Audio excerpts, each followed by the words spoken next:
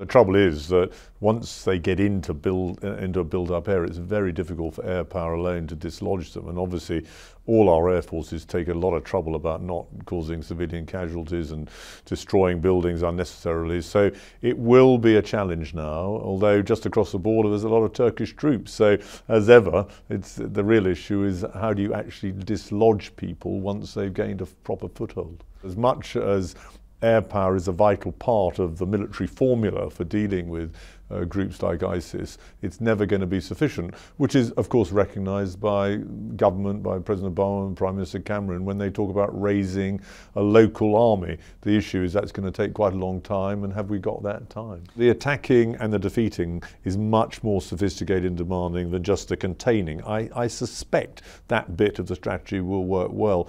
It's an outline strategy though. I think what we're all waiting for now is who will do the attacking and the defeating. How long do we have? And I'm not suggesting that British and Western boots should go back on the ground into the sort of front line, the combat role, if you like. I just think that many more have got to get involved in the training, equipping and mentoring, the provision of logistics, all the more sophisticated things that an army has to do, that these people with the best will in the world are just not trained to do. Unless you tackle ISIS at its roots in Syria, you will not deal with the problem. As General Dannett said recently, it's sort of half a solution to a big problem.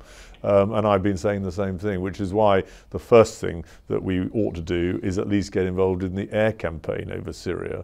Although quite clearly the Prime Minister knows that, but he can't bring others that he depends on politically to that view. What distinguishes a real army from other armies is the ability to actually prosecute a military campaign. That means the command and control, as we call it, has to be very good. I'm afraid with the best will in the world, they're just not trained to do that. And no Arab armies ultimately at the moment do more than defend their own territory. This is taking the fight to an enemy. It means great mobility and movement and, you know, the coordination of air power, potentially maritime power. That's sophisticated stuff, and I think that's where we can most help them. I think it would be a bit peculiar if we're so committed to dealing with ISIS if British boots on the ground were not involved or British boots didn't deploy. But I emphasise, I think it can be in the support role, not in the direct combat role. I wouldn't actually, if you're just looking at the political objectives and the ways and means of delivering it,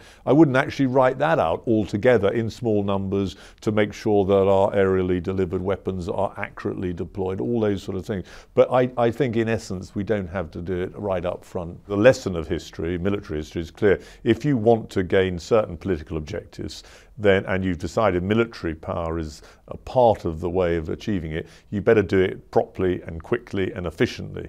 And I think you could do that, but it has to be rooted in a political framework, and that's equally important. And I think that is why, quite wisely actually, there's been sort of hesitation.